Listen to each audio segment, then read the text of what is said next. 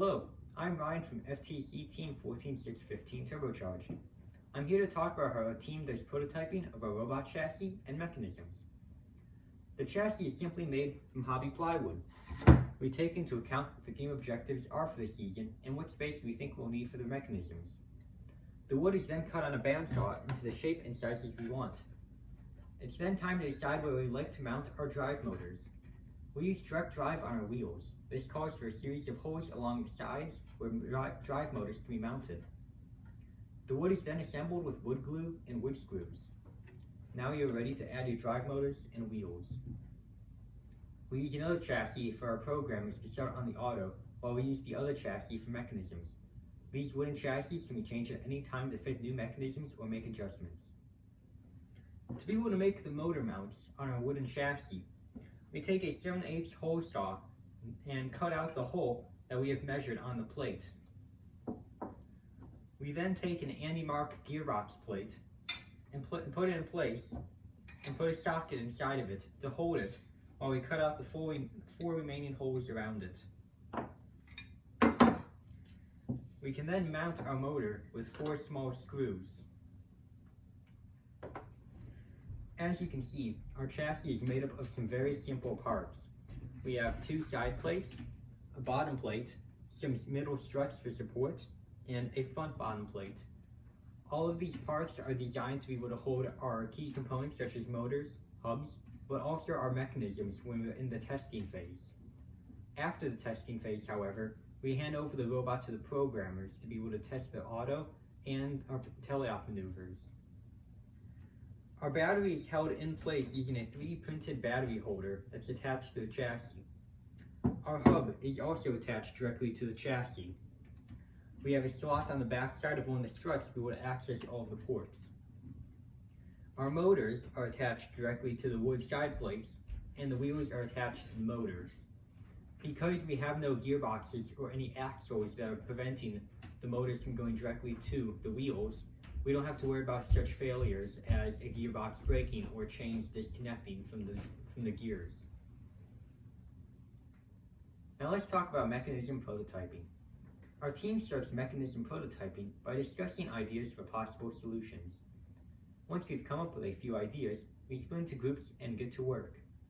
We build a basic mock-up of things using items from around the shop, such as cardboard, popsicle sticks, hobby plywood, foam blocks, and even old recycled 3D printed parts. This will be a rough proof of concept design. Once our mock-ups are complete, we come together as a group and look at the pros and cons of each design and decide which one to move forward on. We continue to work on the mechanisms until it is in a functioning state. At this point, we start looking at the wood chassis for a place to mount it, and look for suitable materials or designing the mechanism using CAD. When prototyping, we like to look for unique out-of-the-box ideas and materials to be able to use during the season. One of the materials that we use for prototyping is cardboard. This is a simple box that we used on a prototype mechanism made out of cardboard and painter's tape. We also mainly use wood and wood glue for a lot of our mechanisms because it is cheap, easy to use, and we can reuse them in later seasons after we're done prototyping. When we go to stores, we like to look for unique materials that we haven't thought of before. This is a composite hockey stick handle that we bought from Play It Again Sports.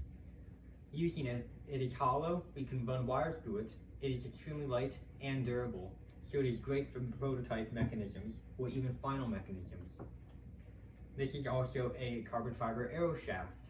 We can similarly run wires through it, and it is pretty strong, so we can use it for basic structure on the robot.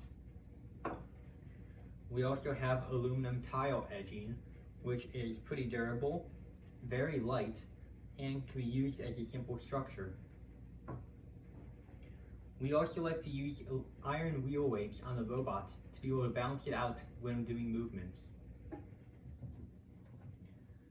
We also like to use aluminum gears when we have to make gearboxes because they are light and they don't wear out as much as other gears. During one of our seasons, we even 3D printed a special type of gear using the same dimensions and with the same amount of cutout holes. It did not wear out very much and was very similar to the other gear. When prototyping, we like to go around the shop and look at different materials and come up with ideas for mechanisms. This scissor lift we got the idea for when playing with popsicle sticks. The general idea was that you would have scissor-like prongs that would be operated by a motor pushing a block that would cause it to fold and unfold.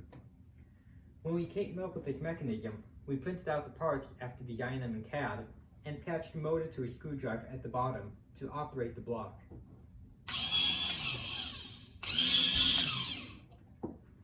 The problem with this prototype was that it was too unstable and wobbled around too much and often fell apart. We mounted it to a piece of wood at the bottom to be able to keep it stable when testing. Other prototypes, such as servo-based ones, we will use a Rev robotic servo tester to be able to operate.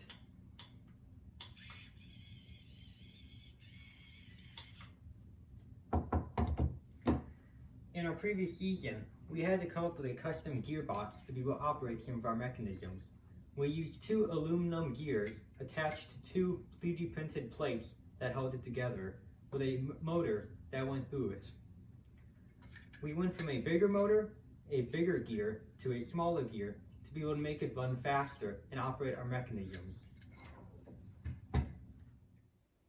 When we test our mechanisms, we start by attaching a servo or motor to a mechanism, then add a switch that's connected to a battery.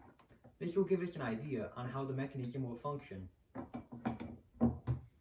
This is when we start to mount the mechanisms onto the wood robot to be tested and developed until it becomes fully functioning.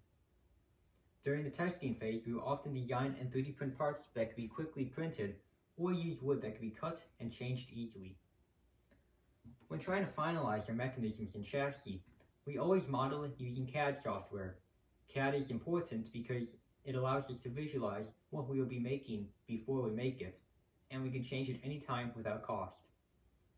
We will print out a rough draft version of prototypes when prototyping, but print the parts on high quality when finalizing the robot.